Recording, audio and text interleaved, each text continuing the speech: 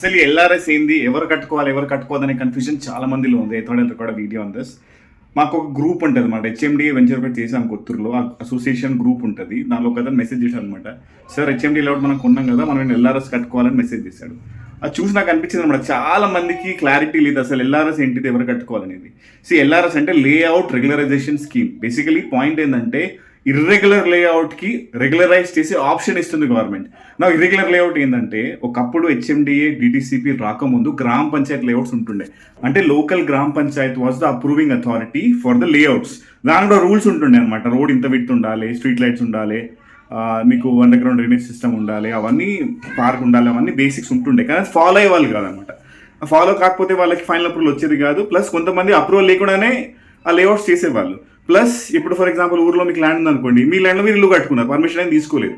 So అవన్నీ illegal కింద అనమాట. అంటే basically government is not recognising it. చాలా మంది ఇల్లు కట్టుకున్నారు, they are living there happily, ఎలాంటి ఇష్యూస్ లేవు. Government is giving an option, irregular plot ని రెగ్యులరైజ్ చేసుకోండి. మీకు కూడా అలాంటి ఇర్రెగ్యులర్ ప్లాట్ ఉంటే 2020లో మీరు అప్లై చేసి ఉంటే ఇప్పుడు మీరు అప్రూవల్కి అప్లై చేసుకోవచ్చు. 2020లో మిస్ అయ్యారంటే నెక్స్ట్ టైం కట్టుకోవాల్సిందే, వెయిట్ చేయాల్సిందే. జీపీ లేఅవుట్ ఇల్లీగల్ కదా ఎలా చెక్ చేసుకోవాలంటే, అది పాలు ప్యూరా కదా చెక్ చేసినట్లు లెక్క అనమాట. చాలా కష్టం అది. But anyways I record videos on it. Now share this with your friends and family.